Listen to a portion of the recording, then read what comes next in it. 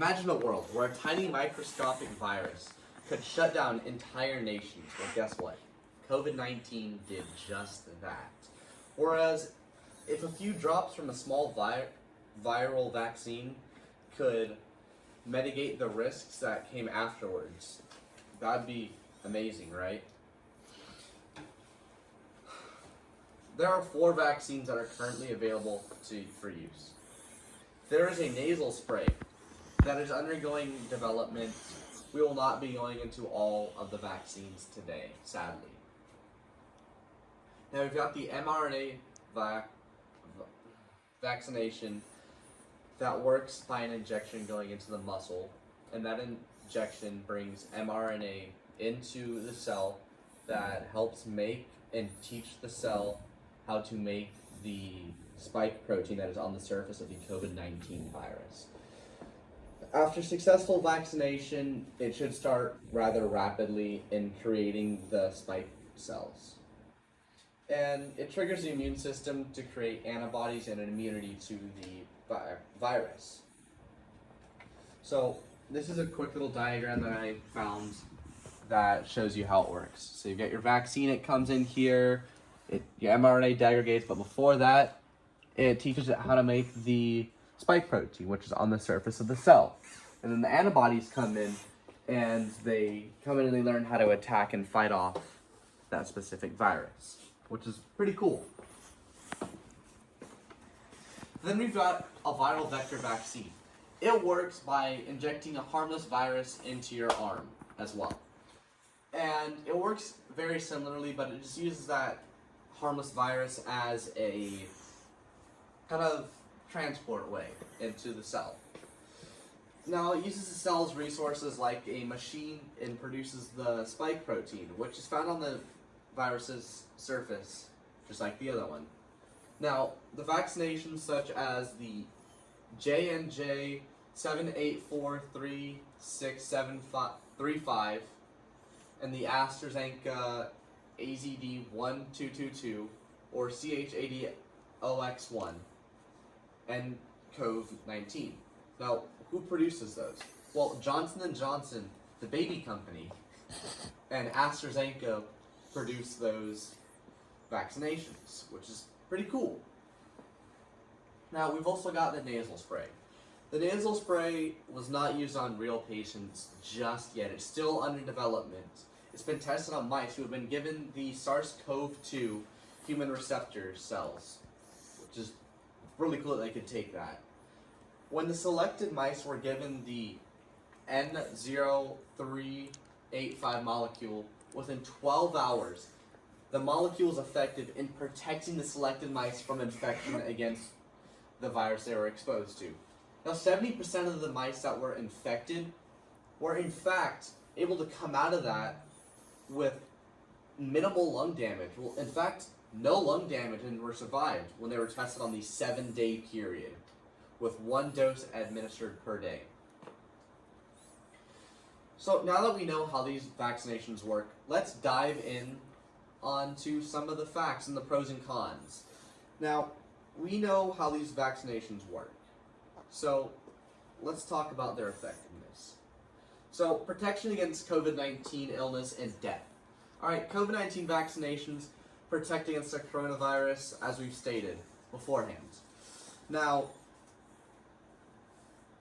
when they were available, it helped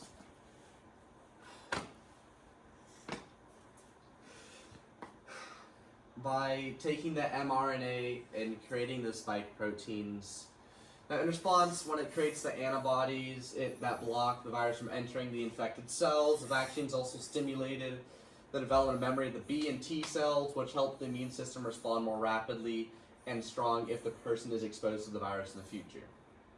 Now, this is some of the charts that I found and made against the vaccine effectiveness against emergency department and urgent care visits and hospitalization from September 2024 to January 2025. This is from the CDC and MMWR.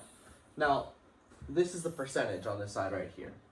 This is emergency department and urgent care visits in adults older than 18 years old. See how it's about I'd say that's what, 30%?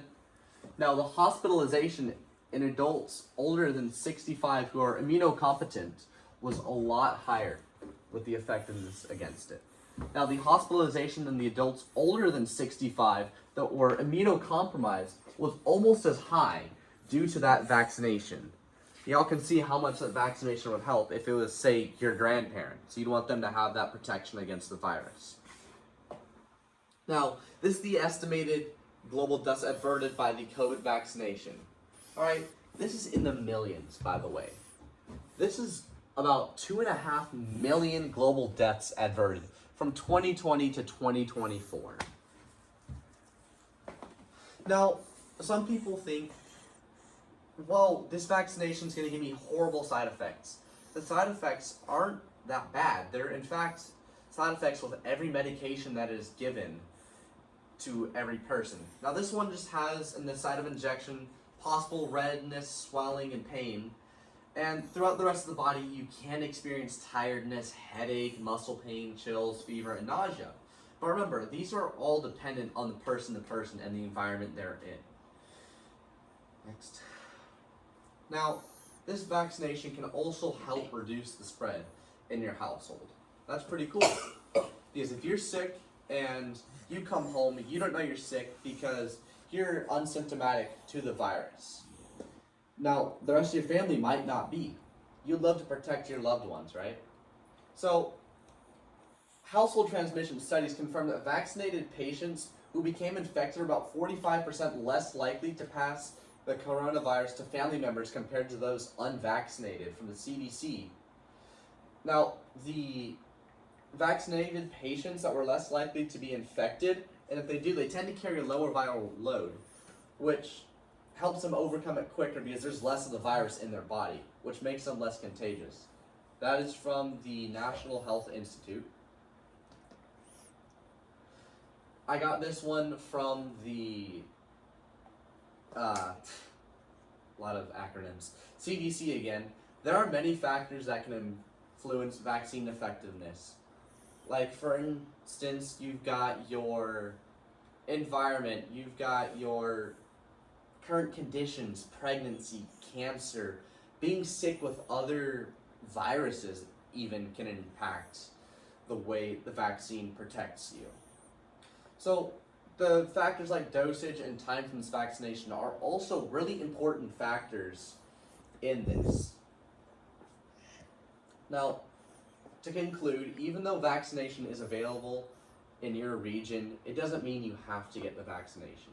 It's your health. I'm not trying to force you to get vaccinated against the vaccination or to force you to do anything, in fact. It's your health. Take charge and stay informed.